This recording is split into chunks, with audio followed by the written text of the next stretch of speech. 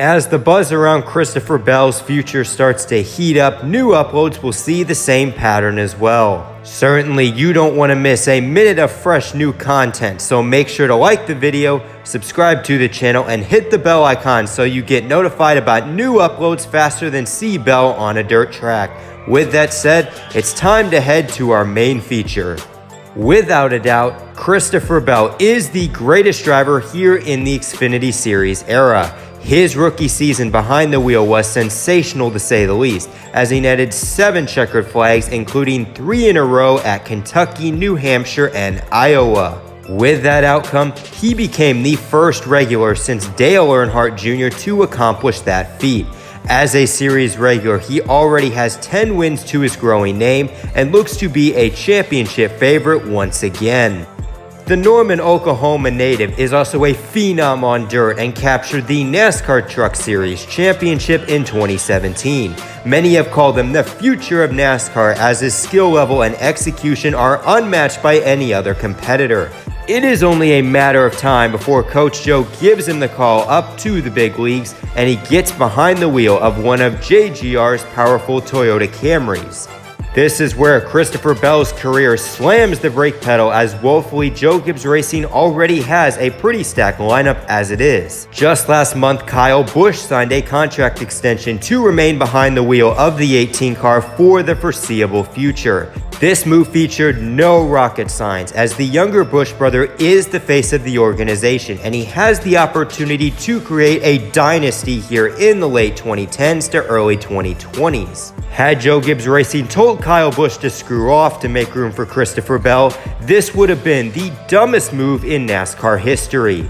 You aren't going to get rid of a 50-plus win driver in the prime of his career, especially with a top-tier sponsor in M&M's funding the bill. The 18 team will continue to be NASCAR's Death Star for the foreseeable future, but it won't be with Christopher Bell.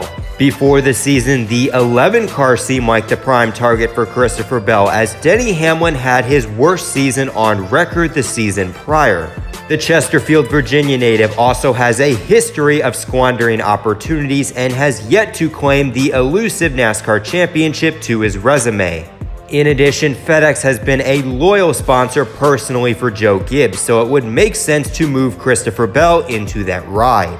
When the 2019 season began in the beaches of Daytona, this speculation was quickly diminished after Denny delivered JGR their second Daytona 500 victory in 4 years.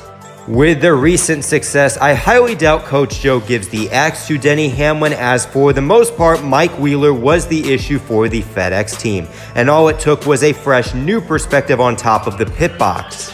The organization's 19 car just received a shakeup last offseason, as MTJ and Cole Pearn were brought in from Furniture Row Racing. With John Morris fully invested in Martin Truex Jr.'s career, it is unlikely the stage winner gets thrown under the bus for a talented prospect with little to no solid sponsorship.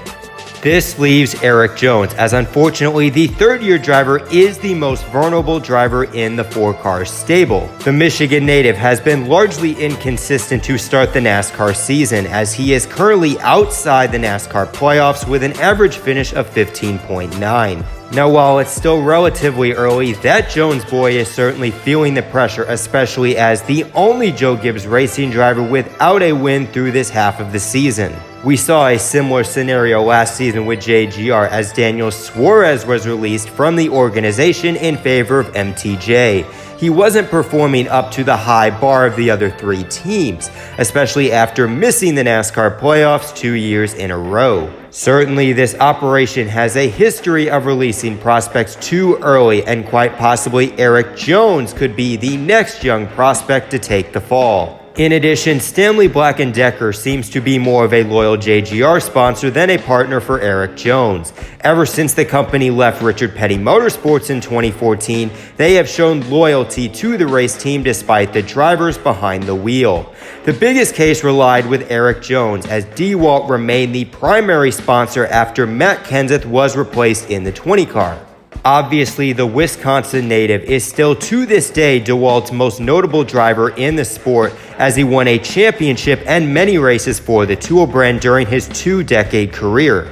Instead of leaving the sport like many other brands, the company has increased their sponsorship with the 20 team, as DeWalt, Stanley Tools, and Craftsman will get at least 20 primaries during this season. Much like the 11 car, the funding is already there, and JGR could move any driver they wanted into that car with little to no issues. Now, despite the potential opening for Christopher Bell, more details and information have resurfaced, suggesting that Erik Jones is retaining his ride for 2020. Erik Jones stated last week that he is working out a contract extension to remain in the 20 car and says it is only a matter of time before the two parties reach a final agreement. In addition, Christopher Bell was asked about the possible opening, and what he stated also suggests that Erik Jones is going to retain that ride. I never really pictured Erik being my hole, and if you look at the Gibbs camp right now, I can't really picture anyone being my hole because of all four of their cars are running exceptional right now. I mean, if you watch any of the races, all four of them are right in the top 5, so I don't know. I don't know where I'm going to land, and I'm just enjoying the ride right now. So with this piece of information, it is looking more likely that Christopher Bell will not race for Joe Gibbs Racing in 2020. This comes after Coach Joe reassured his commitment to both Erik Jones and Christopher Bell and intends to keep both drivers in the family. With the mothership out of the question, what will become of the transcended phenom next season?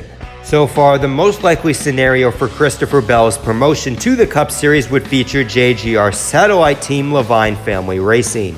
The single-car operation recently signed with JGR and Toyota prior to the 2019 season, and owner Bob Levine plans to field a second entry starting in 2020. 2 seasons ago, this was the way Erik Jones was groomed into the NASCAR Cup Series, as he spent the season driving with Furniture Row Racing before the 20 became available the next season. The only problem with this transaction relies, of course, with sponsorship, as both driver and team have a major lack of funding. Christopher Bell has primary backing from Rheem in the XFINITY Series, but the sponsorship is a result of Brandon Jones and his employment on the team.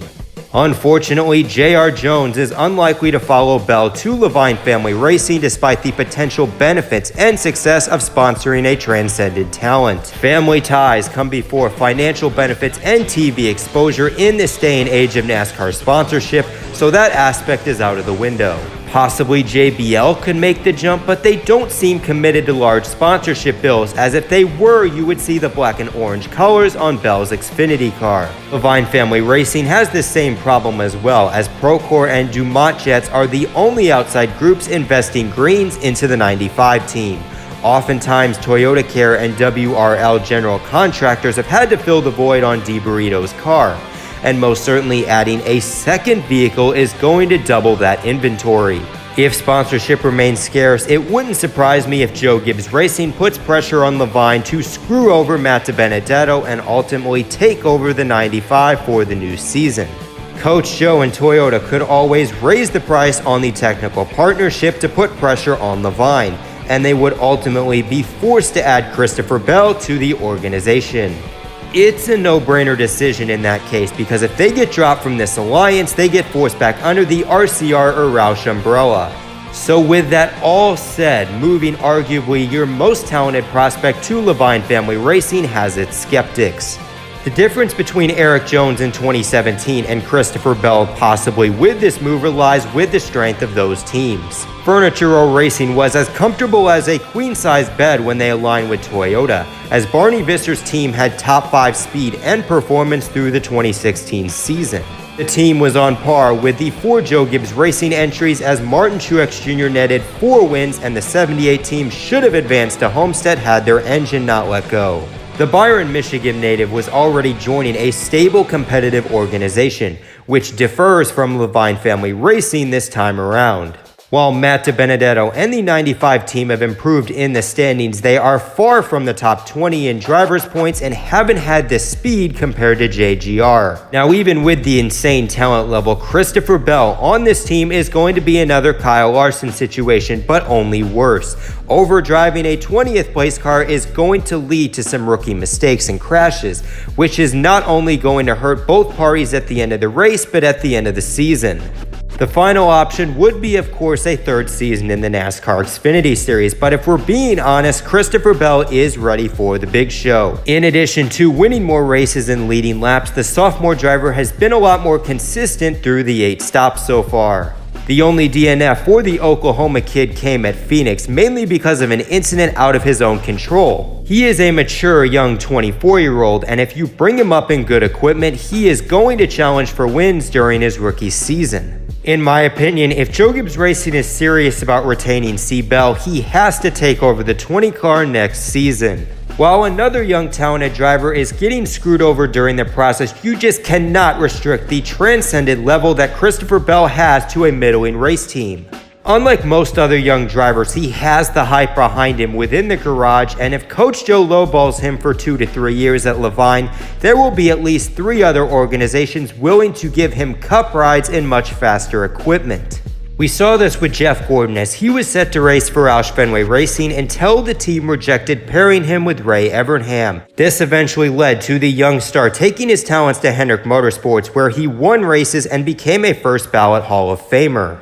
In addition, Joe Gibbs Racing themselves witnessed this more recently with Kyle Larson, as he was a top prospect in the Toyota camp until the team couldn't find an opening for him on the team. Chip Ganassi immediately puts him into a Xfinity car before making his NASCAR Cup debut a season later. Christopher Bell most certainly features that same hype, and I could see teams like Stewart-Haas Racing, Team Penske, and Chip Ganassi offering him a contract in the Cup Series. The 4-car rule is unlikely to be broken anytime soon, so it means taking a seat is the only option for Christopher Bell to pilot a Gibbs Toyota.